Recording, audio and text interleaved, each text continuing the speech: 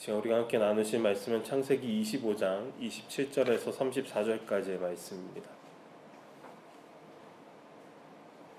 창세기 25장 27절에서 34절까지의 말씀입니다. 다 찾으신 줄로 알고 함께 합독하도록 하겠습니다. 그 아이들이 장성함에 에서는 익숙한 사냥꾼이었으므로 들사람이 되고 야곱은 조용한 사람이었으므로 장막에 거주하니 이삭은 에서가 사냥하는 고기를 좋아하므로 그를 사랑하고 리브가는 야곱을 사랑하였더라. 야곱이 죽을 쑤었더니 에서가 들에서 돌아와서 심히 피곤하여 야곱에게 이르되 내가 피곤하니 그 붉은 것을 내가 먹게 하라 한지라. 그러므로 에서의 별명은 에돔이더라. 야곱이 이르되 형의 장자의 명분을 오늘 내게 팔라. 에서가 이르되 내가 죽게 되었으니 이 장자의 명분이 내게 무엇이 유익하리요. 야곱이 이르되 오늘 내게 맹세하라. 에서가 맹세하고 장자의 명분을 야곱에게 판지라. 야곱이 떡과 팥죽을 에서에게 주매 에서가 먹으며 마시고 일어나 갔으니 에서가 장자의 명분을 가볍게 여김이었더라. 아멘. 오늘 본문은 이삭이 낳은 아들 두 아들에서 야곱의 이야기로 시작하고 있습니다. 이들은 쌍둥이였지만요, 태어날 때부터 완전히 다른 기질을, 다른 성품을 가지고 가지고 태어나며 자라왔습니다. 그래서 말씀은 이렇게 기록합니다. 그 아이들이 장성함에 에서는 익숙한 사냥꾼이었으므로 들사람이 되고 야곱은 조용한 사람이었으므로 장막에 거주하니. 본문에서 에서는 익숙한 사냥꾼이며 들사람이라고 묘사합니다. 사냥꾼은 한번 나가게 되면 며칠이고 들에서 보내며 짐승을 추격하며 사냥을 하는 사람입니다.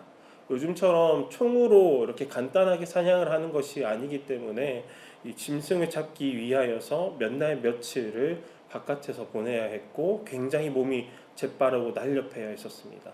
게다가 짐승과 맞서 싸우는 그런 경우도 있었기 때문에 힘도 장사이어야 했습니다. 그런 사람이 바로 에서라는 것입니다. 반면에 야곱은 차분하게 장막에서 거주했다라고 기록되어 있습니다. 이것은 그저 집에서 빈둥거리면서 밥만 축내는 그런 사람이 아니라 집을 이제 살피는, 집에서 집안 일들을 하는 사람이었다라는 것입니다. 나중에 보면 알지만은 야곱은 아주 두뇌가 빠르고 치밀한 사람이라는 것도 우리가 알게 됩니다. 그냥 집안 일들을 하는 것이 아니라 모든 일들에 대하여서 계획적으로 이 일들을 행하는 사람이다라는 것을 우리가 알게 됩니다. 그런데 우리가 이렇게 에서와 야곱의 외면적인 모습만 볼 것이 아니라 우리가 놓치지 않아야 할 것은 하나님께서 이들을 어떻게 평가하시느냐라는 것입니다. 하나님은 눈으로 볼 때 에서가 과연 어떤 사람인가, 야곱은 하나님께서 어떻게 보고 계시는가라는 것을 우리가 이 질문을 가지고 이 본문 말씀을 함께 살펴보면 좋을 것 같습니다. 아브라함의 이 막대한 자산이 이삭에게 물려지고 그리고 에서와 야곱은 그 재산을 누리는 그런 아들들이었습니다. 풍족한 환경 속에서 이삭의 집안은 더욱더 번성해 나갔을 것입니다. 그런데 이상하게도 이 모든 부와 권한을 물려받을 장자 에서가 엉뚱하게 집안을 관리하고 집안의 이 모든 것들을 다스리는 그런 일들을 배우는 것이 아니라 오히려 사냥꾼이 되었다라는 것입니다. 이 사냥꾼이 왜 되었을까요? 먹고 살기 위하여서 사냥꾼이 되었을까요? 그렇지 않습니다. 집안에는 아마 여러 종들도 있고 이 사냥을 대신할 사람들도 많이 있었을 것입니다. 오히려 사냥이 오락가 같은 것입니다. 에서에게는 가업을 잇기 위하여서 또한 하나님을 섬기고 말씀에 따라 살아가는 신앙의 교육에는 에서에게는 관심이 없었던 것입니다. 27절에 익숙한 사냥꾼이라는 표현은 여기서 익숙한이라는 뜻은요, 능력이 타고났다라는 것이 아니라 오랜 시간 연습하여서 기술이 숙달되었다라는 그런 의미를 가지고 있습니다. 쉽게 말하자면 에서는 오직 자신의 재미를 위하여서 오랜 시간 연습하여 사냥 기술에 숙달되었다라는 것입니다. 이처럼 에서는 자신의 즐거움과 쾌락을 위하여서 자신의 시간과 에너지를 쏟았던 사람입니다. 더 나아가서 성경은 에서를 들사람이라고 표현하고 있습니다. 이는 단순히 들에서 사냥만 했던 게 아니라 말 그대로 마음대로 쏘다니면서 자유분방하게 살았다라는 의미입니다. 에서가 가난해서 아무 데서나 끼니를 때우고 밤을 보낸 것이 아니라 여기저기를 다니면서 방탕하게 생활했다라는 것을 표현한 것입니다. 실제로 에서가 얼마나 방탕하게 생활을 했는지 창세기 26장에 보면은요, 그는 부모의 허락도 없이 가난 여인과 제멋대로 결혼하여서 어머니를 난처하게 하는 그런 상황도 만들어냅니다. 그래서 성경은 익숙한 사냥꾼, 들사람이라는 표현을 통하여서 오늘 본문에서 에서가 저지른 그 행동, 죽 한 그릇에 장자권을 팔아넘긴 것이 결코 그냥 갑작스러운 일이 아니었다라는 것을 우리에게 엿보게 한다라는 것입니다. 원래부터 에서는 자기 만족만을 위하여서 살았던 사람이기 때문에 가장 중요한 영적 가치인 장자권마저도 너무나도 쉽게 내던지는 그런 사람이었다라는 것입니다. 그래서 붉은 죽과 장자권을 거래하는 장면을 이제 좀 살펴보고자 합니다. 어느 날 야곱이 죽을 쓰고 있는데 에서가 아주 지친 상태로 집에 돌아오게 됩니다. 에서는 죽을 보자마자 당장 이 죽 좀 나에게 달라라고 말을 합니다. 에서는 배고파 죽겠다라고 과장을 섞어가며 말을 합니다. 이때 야곱은 머리가 빨리 돌아가면서 기회는 이때다 하면서 재빨리 이 대화의 주제를 바꾸는데 그 대화의 내용이 이렇습니다. 31절과 32절인데요. 야곱이 이르되 형의 장자의 명분을 오늘 내게 팔라. 에서가 이르되 내가 죽게 되었으니 이 장자의 명분이 내게 무엇이 유익하리요. 사실 에서는 죽게 되는 상황까지는 아닙니다. 그런 상황까지는 아닌데 장자의 명분을 얼마나 가볍게 보고 있습니까? 30절에 보니까요, 붉은 것이라고 되어 있는 것이 바로 붉은 죽을 의미합니다. 놀랍게도 이 죽에 해당되는 히브리어 단어가 에돔입니다. 그리고 붉은이라는 뜻을 가지고 있는 것도 에돔입니다. 25절에서 에서가 태어날 때 붉다라고 한 것도 에돔입니다. 쉽게 말해서 에돔이 3번이나 반복되는 것입니다. 그러니까 에서는 날 때부터 붉은 에돔이었고 지금 야곱이 만든 붉은 죽은요 에돔이라는 것입니다. 에서는 지금 야곱이 만든 붉은 죽인 에돔을 먹고 싶어합니다. 다시 말해서 에돔을 먹고 싶어한다라는 것입니다. 에서는 자신의 이름에서 이미 앞으로 어떤 사람이 될 것인지를 힌트를 주고 있는 것입니다. 결국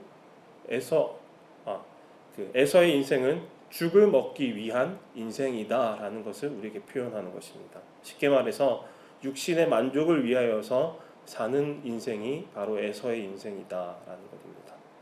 34절을 봅시다. 야곱이 떡과 팥죽을 에서에게 주매 에서가 먹으며 마시고 일어나 갔으니 에서가 장자의 명분을 가볍게 여김이었더라. 일단 이 죽을 먹고 맹세하며 장자권을 넘기는 것이 아니라 맹세를 먼저 하라라고 이야기합니다. 이에서는 즉흥적으로 맹세를 하고 맙니다. 34절에서 에서는 생각하다, 고민하다라는 표현이 전혀 하나도 나타나지 않습니다. 먹고 마시며 일어나고 가볍게 여기는 것입니다. 에서가 맏아들의 권리를 정말 중요하게 여겼다면은 동생이 이렇게 장자의 권리를 내놓아라라고 이야기할 때 이 흥정에 응하였겠습니까? 그렇지 않습니다. 오히려 배가 고파도 참았든지 아니면 말도 안 되는 소리 하지 말라라고 이야기하면서 동생에게 맞받아쳤을 것입니다. 하지만 에서는 지금 나에게 맏아들의 권리가 뭐 그리 대단한 거냐라고 지금 대답하고 있는 것입니다. 물론 장자의 명분은 돈을 주고 사거나 팔 수 있는 것이 아닙니다. 오직 하나님께서 원하시는 자에게 주어지는 것이 장자의 명분입니다. 비록 장자권이 자기가 원한다고 받을 수 있는 것은 아니지만 그것을 중요하게 여기지 않고 내버리는 사람에게는 합당하지도 않습니다. 이처럼 하나님의 은혜도 동일합니다. 하나님의 은혜를 가볍게 여기고 하나님의 은혜를 중요하게 여기지 않는 자에게는 하나님의 은혜가 아무리 쏟아져도 그 은혜를 누리지 못하는 것입니다. 그래서 우리가 하나님의 은혜를 간구할 때에 태도가 이러해야 합니다. 긍휼이 필요한 자의 모습으로 하나님의 은혜를 간구해야 합니다. 하나님의 은혜가 없으면 살 수 없는 불쌍한 자의 마음이 우리에게 필요한 것입니다. 시편 51편 17절을 보니까 이렇게 고백하고 있습니다. 하나님께서 구하시는 제사는 상한 심령이라. 하나님이여 상하고 통해야 하는 마음을 주께서 멸시하지 아니하시리이다. 누가복음 18장 13절에서 14절에 예수님께서 이렇게 말씀하십니다. 세리는 멀리 서서 감히 눈을 들어 하늘을 쳐다보지도 못하고 다만 가슴을 치며 이르되 하나님이여 불쌍히 여기소서 나는 죄인이로소이다 하였느니라. 내가 너희에게 이르노니 이에 저 바리새인이 아니고 이 사람이 의롭다 하심을 받고 그의 집으로 내려갔느니라. 무릇 자기를 높이는 자는 낮아지고 자기를 낮추는 자는 높아지리라 하시니라. 오늘 우리 삶 가운데 하나님의 은혜가 필요한 분이 계십니까? 오늘 나의 마음이 굳어져서 하나님의 은혜에 무감각해진 분이 계십니까? 그렇다면은 오늘 이 시간 이렇게 기도하셨으면 좋겠습니다. 저는 날마다 하나님께 이렇게 기도합니다. 하나님, 나를 불쌍히 여겨 주옵소서. 하나님, 나에게 긍휼을 베풀어 주옵소서. 하나님이 아니면 제가 어디서 은혜를 구하겠습니까? 우리는 왕이신 하나님 앞에 겸손한 종의 자세로 나아가며 그분께 은혜를 간구해야 함을 잊지 않았으면 좋겠습니다. 에서가 이렇게 하나님께서 주신 장자권을 가볍게 여긴 이유가 무엇이겠습니까? 그는 익숙한 사냥꾼으로 자신의 즐거움에 빠져 살아가는 것에 만족하면서 살았기 때문입니다. 오늘날로 표현하자면은 도파민에 중독되는 그런 삶을 살았던 것입니다. 그는 자기 능력을 과시하고 스스로 대단한 사람이라고 생각하면서 살았습니다. 그는 하나님의 은혜가 하나님의 축복을 간구하지 않는 사람이었습니다. 철저히 자신의 능력만을 의지하며 살아가는 사람이었다는 것입니다. 말씀을 마치고자 합니다. 새로운 일기 성도 여러분, 오늘 살아가는 저 여러분들은 어떤 사람입니까?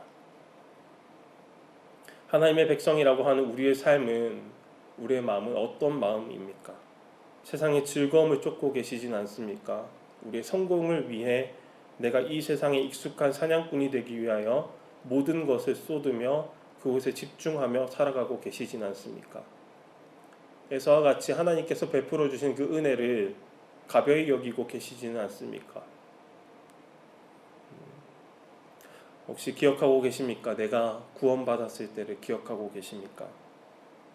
예수 그리스도께서 십자가에서 피를 쏟으시며 피범벅인 손으로 우리에게 건네어 주신 그 하나님 나라의 자녀가 되는 권세를, 구원받았을 때의 그 감격을, 기쁨을 아직도 여전히 잘 간직하고 계십니까?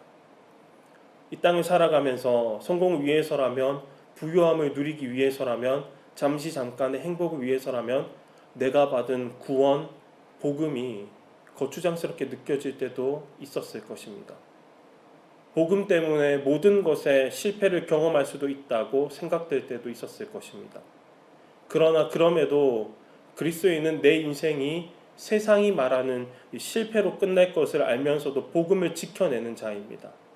많은 믿음의 선배들과 선지자들이 그런 삶을 살았지 않습니까? 하나님의 말씀을 전하는 것이, 하나님의 뜻대로 살아가는 것이 실패로 끝날 것을 이미 알고 있으며, 사람들은 하나님의 말씀을 듣지 않을 것을 이미 알고 있음에도 불구하고 믿음의 선배들과 선지자들은 끝까지 이 은혜를 귀히 여기며 내 삶 가운데 이 은혜를 끝까지 지켜냈던 사람들입니다. 성공도 그 누군가의 인정도 없이 울며 하나님께 나아가서 나에게 주신 그 은혜를 귀하게 여긴 삶을 살았던 분들이 우리의 믿음의 선배들입니다. 그들이 왜 그렇게 미련한 행동을 하였습니까? 그 무엇보다 하나님께서 오늘도 나와 함께 하신다라는 그 사실이 그 어떤 성공이라는 결과보다 더 중요하다고 여겼기 때문입니다. 하나님의 은혜는 이와 같이 그 무엇보다 가장 귀하고 중요한 것입니다. 그 어떤 결과보다 가장 귀한 것이 바로 하나님의 은혜입니다. 우리가 하나님의 은혜를 붙들고 살아갈 때에 우리의 삶은 은혜에 붙들린 삶이 될 것입니다. 우리가 하나님을 붙잡고 살아갈 때에 우리는 하나님께 붙들린 사람이 된다는 것을 기억하시기 바랍니다.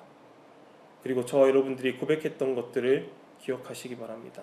주님이면 충분합니다.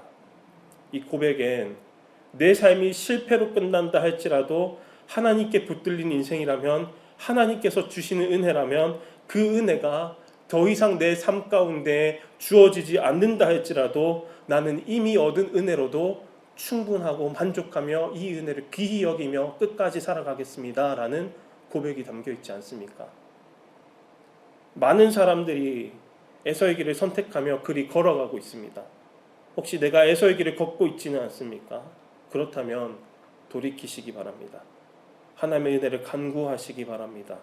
그리고 눈을 들어 바라보십시오. 예수 그리스도께서 어떻게 순종하셨는지, 예수 그리스도께서 어떻게 이 길을 가셨는지, 예수 그리스도께서 어디까지 이 길을 가셨는지, 오늘도 은혜로 살아가며 은혜 붙들린 삶을 살아가는 저와 여러분들이 되시기를 간절히 소망합니다.